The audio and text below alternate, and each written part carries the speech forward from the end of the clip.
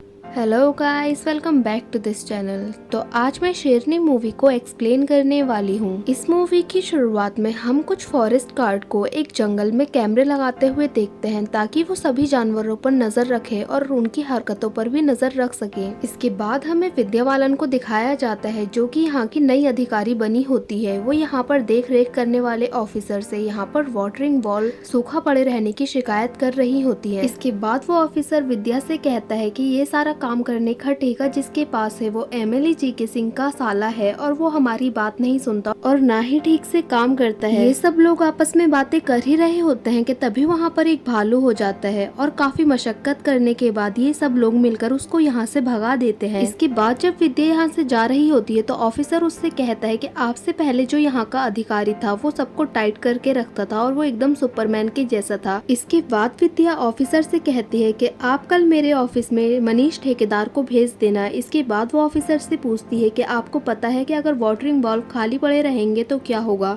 लेकिन उस ऑफिसर को इसका आंसर नहीं पता था तो वो चुप रहता है और विद्या यहाँ से चले जाती है। इसके बाद मनीष ठेकेदार विद्या के ऑफिस में आ जाता है और विद्या उसको ठीक से काम ना करने के ऊपर एक नोटिस पकड़ा देती है, लेकिन वो थोड़ा सेटलमेंट करने के लिए बोलता है। तभी वहाँ पर उस ऑफिस का हेड बंसल आ जाता है और बंसल को पता होता है कि मनीष एमएलए का साला है, तो वो आपस में बात करने लग जाते हैं और मनीष और बंसल अब यहाँ से चले जाते हैं। इसके बाद विद्या को रियलाइज होता है कि इस ऑफिस में काम करके कोई फायदा नहीं है क्योंकि इसमें कुछ भी बदलाव नहीं किया जा सकता। इसके बाद विद्या रात को अपने घर जाकर अपने हस्बैंड को वीडियो कॉल करती है और वो उससे कहती है कि वो अपनी जॉब से रिजाइन देने की सोच रही है, लेकिन उसका हस्बैंड उसको ऐसा करने से मना करता है और कहता है कि मेरी जॉब भी कुछ खास नहीं चल रही है। अगली सुबह जब विद्या ऑफिस जा रही होती है तब उसके पास एक कॉल आता है और उस कॉल में वो इंसान उससे कहता है कि खेतों में एक जानवर को देखा गया है। तब उसका ड्राइवर उससे कहता है कि जरूर ये टाइगर ही होगा क्योंकि जब टाइगर को एक जगह से दूसरी जंगल जाना होता है तब वो खेत से होकर ही जाते हैं। इसके बाद जब विद्या इंसिडेंट स्पॉट पर पहुंचती है तो वहां जाकर उसको पता चलता है कि वहां पर एक टाइगर ही आया था। अब उसको पता चलता है कि आसपास के गांव वाले इस जंगल में अपनी गायों और भैंसों को चराने के लिए आते थे। तब उसको पता चलता है कि टाइगर ने जिसको अपना शिकार बनाया है वो एक भैंस है। अब यहाँ पर खड़ी एक ऑफिसर विद्या से कहती है कि जिन टाइगर को हम जानते हैं ये उनका काम नहीं है, ये किसी नए टाइगर ने ही शिकार किया है। इसके बाद यहाँ पर खड़ा एक ऑफिसर गांव वालों से कुछ हफ्तों के लिए यहाँ पर आने के लिए मना करता है, लेकिन गांव वाले यहाँ पर भड़क जाते हैं और उससे कहते हैं कि अगर हम यहाँ पर नहीं आएंगे तो अपने जानवरों को चराने के लिए कहाँ पर जाएंगे। लेकिन विद्या बालन उनको समझाती है और कहती है कि अगर आप अपने जानवरों को बचाना चाहते हैं तो आप एक हफ्ते तक यहाँ पर ना आए तभी सही होगा। गाँव वाले पहले तो मना करते हैं लेकिन बाद में मान जाते हैं। इसके बाद फॉरेस्ट डिपार्टमेंट में एक मीटिंग होती है जिसमें विद्या बंसल से कहती है कि हमें डीएनए सैंपलिंग के लिए एक एक्सपर्ट को बुलाना चाहिए, लेकिन उसी में से एक आदमी खड़ा होता है और कहता है कि मुझे डीएनए सैंपलिंग करनी आती है। उसका नाम हसन होता है और वो कहता है कि मैंने इसकी वर्कशॉप भी ले रखी है। वो पास के ही कॉलेज में जियोलॉजी का प्रोफेसर होता है। बंसल उसको डीएनए सैंपलिंग करने की परमिशन दे देता है और अब वो विद्या की टीम में शामिल हो जाता है। इसके बाद हमें दिखाया जाता है कि गांव में एक प्रोग्राम हो रहा होता है जिसको हसन करवाता है और इसमें वो हमें टाइगर से बचे रहने के बारे में बताता है। इसके बाद वो दो शब्द कहने के लिए विद्या को स्टेज पर बुलाता है। इसके बाद जैसे ही विद्या कुछ बोलने वाली होती है तभी गाँव का एमएलए वहाँ पर आ जाता है और बंसल विद्या से माइक छीन लेता है और वो एमएलए की तारीफों के पुल बांधने लग जाता है। गाँव में जल्दी ही चुनाव होने वाले थे तो जेके सिंह यहाँ पर कहता है कि वह गांव वालों के जानवरों के लिए फ्री में चारा देगा और टाइगर खेत में ना घुस पाए इसीलिए वहां पर तारे भी भिजवा देगा। एमएलए स्टेज पर खड़े होकर अपने चुनाव का प्रचार कर रहा होता है और एक साइड में विद्या और हसन ये सब देखकर तमाशा देख रहे होते हैं। अगले दिन हमें पता चलता है कि टाइगर ने एक आदमी को मार दिया है और यहाँ पर ऑफिसर विद्या से कह रहे होते हैं कि गाँव वाले हमें उस डेड बॉडी के पास भी नहीं जाने दे रहे हैं और हमें हमारा काम भी नहीं करने दे रहे हैं। इसके बाद हमें दिखाया जाता है कि जो काम करने से रोक रहा होता है वो एमएलए रह चुका होता है और उसका नाम पीके सिंह होता है। वो कहता है कि जब तक यहाँ पर जेके और बंसल नहीं आएंगे तब तक कोई भी काम नहीं किया जाएगा। विद्या बालन आकर उसको समझाती है और कहती है कि आप हमें हमारे काम करने से मत रोकिए और कानूनी कामों में मत पड़िए। वो पीके उससे कहता है कि हमें कानून मत सिखाइए और मैं महिलाओं के मुंह नहीं लगता, आप मेरी बहन जैसी है। और वो उससे कहता है कि वैसे तो जेके हर काम में आगे रहता है तो एक की मौत हुई है और वो अभी तक यहाँ पर क्यों नहीं आया। विद्या बालन उसको वापस से समझाती है और कहती है कि अगर आप हमारा काम हमें नहीं करने देंगे तो डेड बॉडी ऐसे ही पड़ी रहेगी और डेड बॉडी में कीड़े पड़ जाएंगे। वो कहती है कि आप सुनिश्चित रहिए, सारे कदम ठीक से उठाए जाएंगे। विद्या की बात सुनने के बाद पीके काम करने की मंजूरी दे देता है। इसके बाद हसन डेड बॉडी से ब्लड के सैंपल लेता है और यहाँ पर बाकी ऑफिसर टाइगर के होने की मौजूदगी का निशानों को ढूंढने लग जाते हैं और इसके बाद वो टाइगर को पकड़ने के लिए वहाँ पर टाइगर केस लगा देते हैं। इसके बाद हमें बंसल के ऑफिस को दिखाया जाता है जहाँ पर पीके 2 हंटर्स को अपने साथ लेकर आया होता है और वो बंसल से उस टाइगर को हंट कर मारने की परमिशन मांग रहा होता है, लेकिन बंसल ऐसा करने से मना कर देता है। इसके बाद विद्या मरने वाले के घर वालों से मिलने के लिए जाती है और वो बाहर आकर गाँव वालों से सावधान रहने के लिए कहती है। उसी में से एक ऑफिसर गाँव वालों से पूछता है कि जब उस आदमी को पता था कि वहाँ पर टाइगर घूम रहे हैं तो वो जंगल गया ही क्यों। तब उसमें से एक औरत कहती है कि उसके जानवर भूखे मर रहे थे तो वो और क्या करता, और जहाँ पर पहले जानवर चरते थे वहाँ पर तो पेड़ लगा दिए गए हैं। और उस औरत की बात से सभी गांव वाले सहमति जता रहे होते हैं। अब यहाँ पर हमें दिखाया जाता है कि जंगल में लगे कैमरे में उस टाइगर की फुटेज आ जाती है और उस फुटेज से उस टाइगर का नाम T12 पता चलता है और ये भी पता चलता है कि वो एक फीमेल है। अब सभी लोग अपनी अपनी राय दे रहे होते हैं टाइगर से छुटकारा पाने के लिए, लेकिन कोई भी सोल्यूशन नहीं निकलता। अब यहाँ पर बंसल मॉनिटरिंग कम्युनिटी बिठाने की बात कर रहा होता है। इसके बाद ऑफिसर ट्रैप चेक करते हैं लेकिन टाइगर उसमें नहीं फंसा होता। यहाँ पर ऑफिसर्स को पता चलता है कि टाइगर बहुत चालाक है, वो पूरी रात केज का चक्कर लगाता है लेकिन उसमें नहीं आता। इसके बाद सभी लोग मिलकर टाइगर के पैरों के निशानों को ढूंढने लगते हैं और ताकि उन लोगों को पता चल सके कि टाइगर किस डायरेक्शन में जा रही है। इसके बाद खबर मिलती है कि टाइगर को गन्ने के खेतों में देखा गया है। इसके बाद सभी ऑफिसर मिलकर वहाँ पर टाइगर को पकड़ने के लिए आ जाते हैं और विद्या टाइगर पर नजर रखे होती है कि जैसे ही उसको टाइगर दिखे वो एक बेहोशी वाला डांट उसको मारकर टाइगर को पकड़ ले।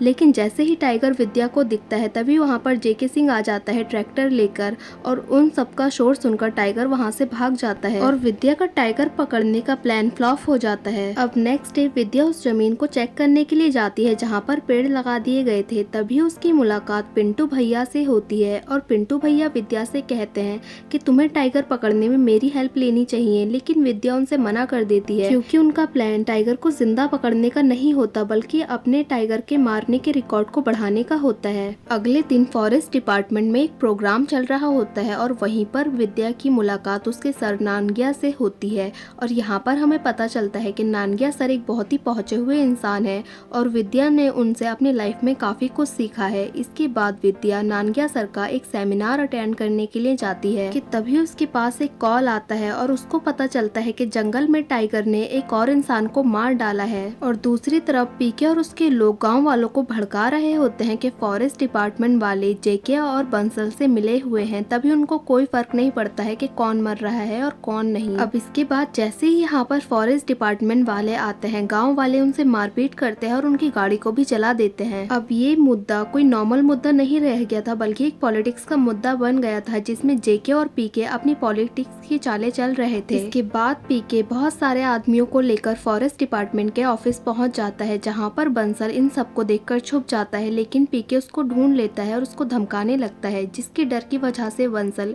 कैसे भी टाइगर को पकड़ने का ऑर्डर दे देता है। और टाइगर को सक्सेसफुली पकड़ने के लिए फॉरेस्ट डिपार्टमेंट में हवन करवाया जाता है और फॉरेस्ट डिपार्टमेंट वाले जंगल में ही अपना टेंट लगा लेते हैं और वो टाइगर के फुटप्रिंट्स और खरोचों को भी ढूंढने लगते हैं ताकि वो टाइगर की गतिविधियों का पता लगा सके। अब विद्या की टीम में पिंटू भैया भी शामिल हो जाते हैं लेकिन उनकी विद्या से नहीं बन रही होती तो वो अपने तरीके से ही टाइगर को पकड़ने का प्लान बनाते हैं। अब इन लोगों को पता चलता है कि रात में टाइगर गांव से होकर गुजरेगा तो ऑफिसर्स गांव वालों को अलर्ट करने के लिए जाते हैं, लेकिन वहां का मुखिया उनसे कहता है कि तुम लोग गांव वालों को डरा रहे हो जिसकी वजह से वो खेत में काम करने के लिए भी नहीं जा पाएंगे और गाँव का मुखिया और बाकी सब लोग मिलकर यहाँ से ऑफिसर्स को भगा देते हैं। अब इसके बाद जब विंटू भैया जंगल में घूम रहे होते हैं तब उनको एक टाइगर नजर आता है। वो उस पर गोली चलाने ही वाले होते हैं कि तभी एक ऑफिसर उसको रोक देता है क्योंकि वो T12 नहीं बल्कि कोई और टाइगर होता है, लेकिन विंटू भैया उस पर गुस्सा करने लगते हैं क्योंकि उनका टाइगर को पकड़ने का कोई भी इरादा नहीं था बल्कि उनका तो अपना रिकॉर्ड कायम रखने का इरादा था।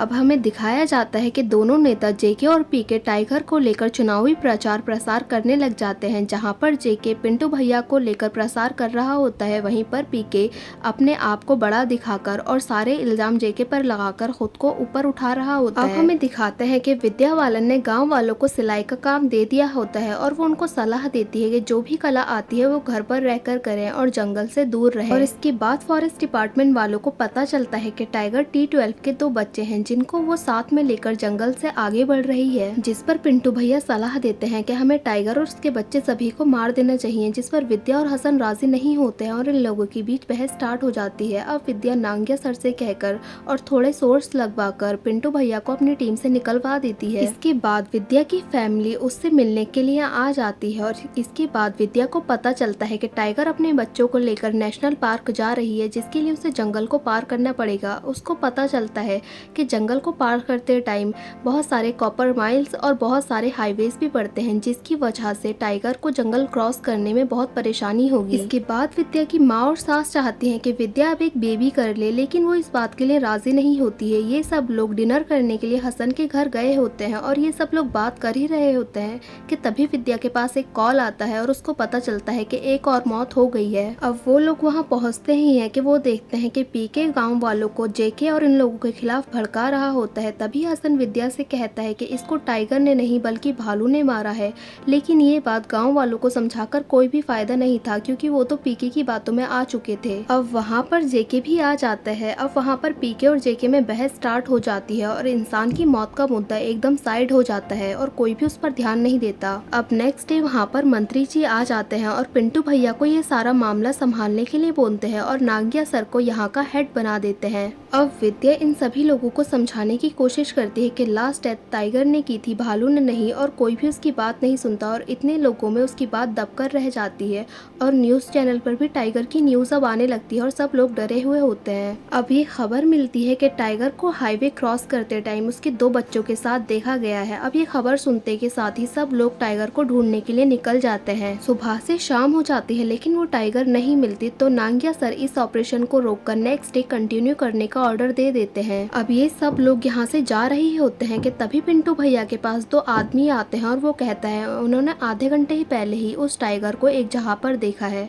अब पिंटू भैया उनसे ये बात किसी को भी बताने से मना करते हैं और खुद उस जगह पर पहुंच जाते हैं और वहां पर जाने के बाद मेल टाइगर का टॉयलेट वहां पर डाल देते हैं, जिससे कि वो शेरनी अट्रैक्ट होकर वहां पर आ जाए और वो उसको मार डाले। अब पिंटू वहां पर घात लगाकर बैठा ही होता है कि तभी वहां पर शेरनी आ जाती है और पिंटू उसको गोली मारकर मार डालता है। अब वो एक ऑफिसर से उस पर बेहोशी का डांट मारने के लिए बोलता है ताकि ऐसा लगे कि पहले तो उसको बेहोशी का डांट मारा गया और जब वो बेहोश नहीं हुई तब उसको गोली मार दी गई। अब जब नेक्स्ट डे विद्या और उसकी टीम वहां पर आती है तो हसन उसको बताता है कि पहले शेरनी को गोली मारी गई और फिर इसके बाद इसको बेहोश किया गया। यहाँ पर ये एक मर्डर है। अब विद्या नांगिया सर को बहुत मानती थी तो वो ये सारी बात नांगिया सर को बताती है और नांगिया सर उसे चुप रहने के लिए कहते हैं और कोई भी एक्शन लेने से मना करते हैं। अब विद्या यहाँ पर समझ जाती है ये भी पिंटू की ही तरह है और वो यहाँ से सर को पैथेटिक कहकर चले जाती है। अब इसके बाद हमें दिखाया जाता है कि पिंटू और जेके टाइगर की मौत का जश्न मना रहे होते हैं और विद्या अपनी जॉब छोड़ने का सोच लेती है और वो रिजाइन लेटर भी लिख लेती है, लेकिन विद्या अभी भी बहुत कंफ्यूज होती है और उसको कुछ समझ नहीं आ रहा होता है कि वो रिजाइन करे या नहीं। वो सिस्टम को तो चेंज करना चाहती है लेकिन उसके हाथ में कुछ भी नहीं होता।